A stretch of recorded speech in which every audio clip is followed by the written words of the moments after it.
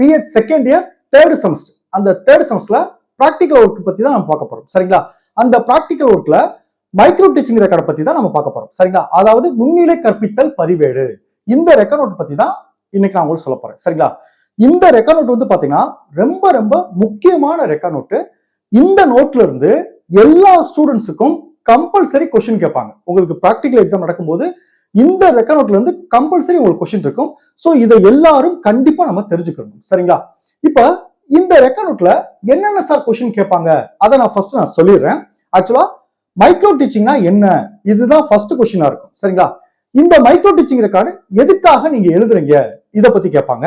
அதே மாதிரி இந்த மைக்ரோ டீச்சிங் ரெக்கார்டு வந்து நீங்க காலேஜ்ல எழுதுனீங்களா இல்ல ஸ்கூல் ட்ரைனிங் போய் எழுதுனீங்களா இதை கேட்பாங்க. இந்த மைக்ரோ டீச்சிங் ரெக்கார்ட் நோட்ல வந்து பாத்தீங்கன்னா யாருக்கிட்ட நீங்க சைன் வாங்கினீங்க, யாருக்கிட்ட நீங்க கையெழுத்து வாங்கினீங்க அதுவும் நம்ம கேட்பாங்க. சரிங்களா? சோ இதெல்லாம் நான் உங்களுக்கு டீட்டெயிலா சொல்றேன். நான் ஆல்ரெடி உங்களுக்கு சொல்லியிருக்கேன், நம்ம ரெக்கார்ட் நோட் எழுதுறது பெருசு இல்ல, அந்த ரெக்கார்ட் நோட் எதுக்காக எழுதுறோம், அந்த ரெக்கார்ட் நோட்ல இருந்து என்னென்ன கொஸ்டின் கேட்பாங்க அப்படின்றத நம்ம புரிஞ்சு எழுதுனா பிராக்டிகல் எக்ஸாம்ல அவங்க என்ன கொஸ்டின் கேட்டாலும் நம்ம ஆன்சர் சொல்லிடலாம். சரிங்களா? ஃபர்ஸ்ட் வந்து அவங்க மேனுவலா தான் கொஸ்டின் கேட்பாங்க.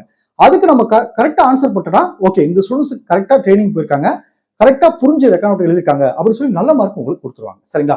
சரி, ஓகே. இதுல ஃபர்ஸ்ட் கொஸ்டின் மைக்ரோ டீச்சிங்னா என்ன அதை ஃபர்ஸ்ட் பாத்துருவோம். ஆல்ரெடி நான் உங்களுக்கு சொல்லியிருக்கேன், ஃபர்ஸ்ட் செமஸ்டர்ல இந்த மைக்ரோ டீச்சிங் பத்தி உங்களுக்கு நான் நடத்திருக்கேன், அதுக்கான நோட்ஸ் உங்களுக்கு அனுப்பிச்சிருக்கேன். சோ இப்ப ரொம்ப நாள் ஆனதுனால நான் ஃபர்ஸ்ட் அதை பத்தி நான் சொல்லிடுறேன். இப்ப பாருங்க, ஃபர்ஸ்ட் மைக்ரோ டீச்சிங்னா என்ன அப்படி பாத்தீங்கன்னா, நுண்ணிலை கற்றல் என்பது பயிற்சி ஆசிரியரால் பயிற்றுவிக்கும் ஒரு முறையாகும். இந்த வார்த்தை வந்துடும், பயிற்சி ஆசிரியரால் பயிற்றுவிக்கும் ஒரு முறையாகும். நம்ம காலேஜ்ல நம்ம மேஜர் ஸ்டாஃப் வந்து எப்படி கிளாஸ் எடுக்கணும்னு சொல்லி அதனாலதான் ஃபர்ஸ்ட் செமஸ்டர்ல மைக்ரோ டீச்சிங் நம்ம படிச்சிருப்போம். நம்முடைய காலேஜ்ல நம்ம மேஜர் ஸ்டாஃப் வந்து நமக்கு பிராக்டிஸ் பண்றாரு, ஒவ்வொரு திறன்களா கொடுத்து நீங்க எப்படி டீச் பண்ணணும்னு சொல்லி பிராக்டிஸ் பண்றாரு. அதுதான் பாருங்க, பயிற்சி ஆசிரியரால் பயிற்றுவிக்கும் ஒரு முறையாகும். இதில் ஏதேனும் ஒரு குறிப்பிட்ட கற்றல் திறனுக்காக, இதுல என்ன சார் ஏதேனும் ஒரு குறிப்பிட்ட கற்றல் திறனா, முன்னிலை கற்பித்தல் திறன்கள் 9 திறன்கள் பார்த்திருப்போம். பாடம் தொடங்கும் திறன், கரும்பலகை பயன்படுத்தும் திறன், பாடம் முடிக்கும் திறன், பல்வகை தூண்டல்களை பயன்படுத்தும் திறன், இந்த மாதிரி திறன்களா படிச்சிருப்போம்.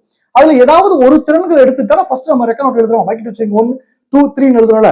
அப்போ ஒவ்வொன்றுக்குமே நம்ம வந்து ஏதாவது ஒரு திறன்கள் எடுத்துதான் அதை ஆசிரியர் எப்படி பயன்படுத்துறான்னு சொல்லி நம்ம அந்த நோட்ல எழுதுறோம். சரி, அதுதான் பாருங்க, இதில் ஏதேனும் ஒரு குறிப்பிட்ட கற்றல் திறனுக்காக மிக கவனமாக தயாரிக்கப்பட்ட, கரெக்டா முன்னாடியே ஒரு கிளாஸ் இருக்கிறதுக்கு முன்னாடியே மிக கவனமாக தயாரிக்கப்பட்ட பாடத்திட்டத்தை 5 முதல் 10 மாணவர்களின் முன்னிலையில் 5 முதல் 6 நிமிடத்திற்குள் கற்பதாகும். அப்ப நுண்ணிலை கற்பித்தல் என்றால் என்னன்னா இதைத்தான் நீங்க சொல்லணும். சரிங்களா? அதாவது பயிற்சி ஆசிரியரால் பயிற்றுவிக்கப்படும் ஒரு முறையாகும். இது வந்து ஏதாவது ஒரு திறனை எடுத்து அதை வந்து 5 முதல் 6 நிமிடத்திற்குள் 5 முதல் 10 மாணவர்கள் முன்னிலையில் நடத்தப்படுவதுதான் இந்த நுண்ணிலை கற்பித்தல். சரிங்களா? அடுத்த கொஸ்டின், இந்த நுண்ணிலை கற்பித்தலுடைய அடிப்படை என்ன அப்படி பாத்தீங்கன்னா, நல்லா கவனிச்சுங்க, எதை கற்பித்தல் என்பதை விட, எதை நம்ம கற்பிக்கிறோம், எதை நம்ம சொல்லித்தரோம் அப்படின்றத விட பாருங்க, எப்படி கற்பித்தல் வேண்டும், அதை எப்படி கத்துக் கொடுக்கிறோம் அப்படின்றதா என்பதே இதன் அடிப்படை ஆகும். நுண்ணிலை கற்பித்தலுடைய அடிப்படை வந்து நல்லா கவனிச்சுங்க, எதை கற்பித்தல் என்பதை விட அதை எப்படி கற்பித்தல், எப்படி சொல்லித்தரோம் அப்படின்றதா இதோடைய அடிப்படை. சரிங்களா? அடுத்து பாருங்க, பயிற்சி ஆசிரியர்கள் தங்களின் கற்பித்தல் திறன்களை மேம்படுத்திக் கொள்வதற்காக, நல்லா கவனிச்சுங்க, இந்த வார்த்தையை நீங்க பயன்படுத்தணும். பயிற்சி ஆசிரியர்கள் தங்களின் கற்பித்தல் திறன்களை மேம்படுத்திக் கொள்வதற்கும் மற்றும் குறைகளை நீக்கிக் கொள்வதற்கும் பயிற்சி பெரிதும் உதவுகின்றது. அதனாலதான் மேஜர் ஸ்டாஃப் வந்து ஆல்ரெடி ஃபர்ஸ்ட் செமஸ்டர் எடுக்கும்போது சொல்லியிருக்கேன், நம்ம முன்னாடி உட்காந்துருவாரு, 4-5 மாணவர்கள் இருப்பாங்க, ஒவ்வொரு திறன்களா நம்ம எடுக்க சொல்லி பிராக்டிஸ் பண்ணுவாங்க. ஸ்கூல் ட்ரைனிங் போறதுக்கு முன்னாடி காலேஜ்லயே பிராக்டிஸ் பண்ண சொல்லுவாங்க. இப்போ உங்களுக்கு தெரிஞ்சிடும், இந்த ரெக்கார்ட் நோட் வந்து நம்ம காலேஜ்ல தான் எழுதுறோம், ஃபர்ஸ்ட் செமஸ்டர்ல எழுதுறோம். இதுல நிறைய பேர் மிஸ்டேக் பண்ணிடுவாங்க. எல்லாரும் என்ன மோஸ்ட்லி ஃபர்ஸ்ட் செமஸ்டர் எழுத மாட்டோம், படிச்சுட்டு இருப்போம். எல்லாரும் அந்த ட்ரைனிங் போறப்ப ரெக்கார்ட் நோட் எழுதுவோம். ஆனா ரூல்ஸ் படி இந்த ரெக்கார்ட் நோட் வந்து ஃபர்ஸ்ட் செமஸ்டர் நம்ம எழுதிடணும். சோ வர்றவங்க கொஸ்டின் கேட்பாங்க, நல்லா கவனிச்சுங்க, இந்த ரெக்கார்ட் நோட்டை எப்ப எழுதுறீங்க கேட்பாங்க, நான் ஃபர்ஸ்ட் செமஸ்டர் எழுதிட்டோம். சரிங்களா? இதுக்கு யாரு பயிற்சி கொடுத்தானா, நீங்க படிக்கிற அந்த காலேஜோட மேஜர் ஸ்டாஃப் அவங்க பேரை தான் நீங்க சொல்லணும். நாங்க ஸ்கூல் ட்ரைனிங் போனோம், அந்த கைட் டீச்சர் தான் எங்களை பிராக்டிஸ் பண்ணி எழுத சொன்னாரு அப்படின்னு சொல்லக்கூடாது. இது வந்து முழுக்க நம்ம காலேஜ் ஃபர்ஸ்ட் செமஸ்டர் எழுதிடும், நம்ம காலேஜ் மேஜர் ஸ்டாஃப் தான் நமக்கு கைட் பண்றாரு. சரிங்களா? நல்லா புரிஞ்சுட்டீங்களா? இந்த கொஸ்டின் ரொம்ப முக்கியமானது. சரிங்களா?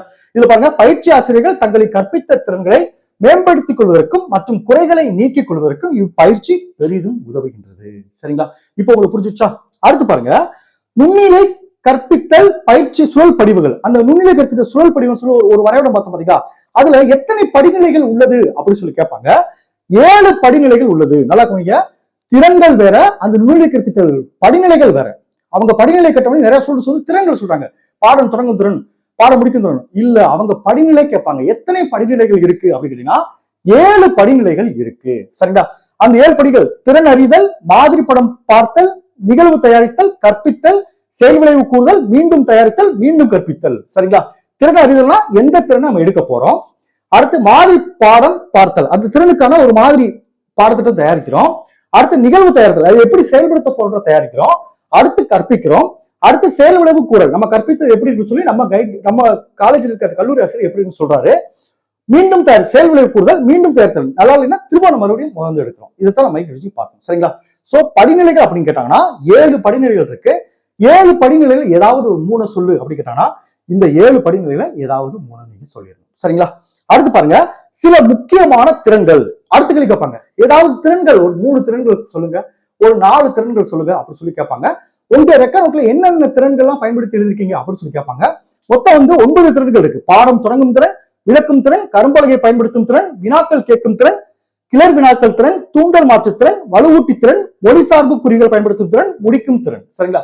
இதுல ஏதாவது ஒரு 3 திறன்கள் சொல்லுவாங்க. இல்லைன்னா உங்க ரெக்கார்ட்ல என்னென்ன திறன்களை பயன்படுத்தி நீங்க நுண்ணிலை கற்பித்தல் எழுதிருக்கீங்கன்னா நீங்க இதுல என்னென்ன திறன்கள்லாம் பயன்படுத்திக்கிட்டு உங்க ரெக்கார்ட்ல எழுதிருப்பீங்க, அதை நீங்க மனப்பாடம் பண்ணி வச்சுக்கணும். சரிங்களா? இப்போ உங்களுக்கு தெரிஞ்சா மைக்ரோ டீச்சிங் எதுக்கு எழுதுறோம், அது எப்ப எழுதுறோம் தெரிஞ்சிச்சா? ஓகே, அடுத்த ஒரு முக்கியமான கொஸ்டின் கேட்பாங்க. மைக்ரோ டீச்சிங்க்கும் கிளாஸ் டீச்சிங்க்கும் என்ன வித்தியாசம்? நுண்ணிலை கற்பித்தலுக்கும் வகுப்பு கற்பித்தலுக்கும் உள்ள வித்தியாசம் என்ன? இப்போ வகுப்பு கற்பித்தல்னா நார்மல் நம்ம ஸ்கூல்ல நடக்குது பாத்தீங்களா, 45 மினிட்ஸ் ஒரு பீரியட் 45 நிமிடம் சொல்லுவாங்க, 40 நிமிடம் சொல்லுவாங்க. அதுதான் வகுப்பு கற்பித்தல்.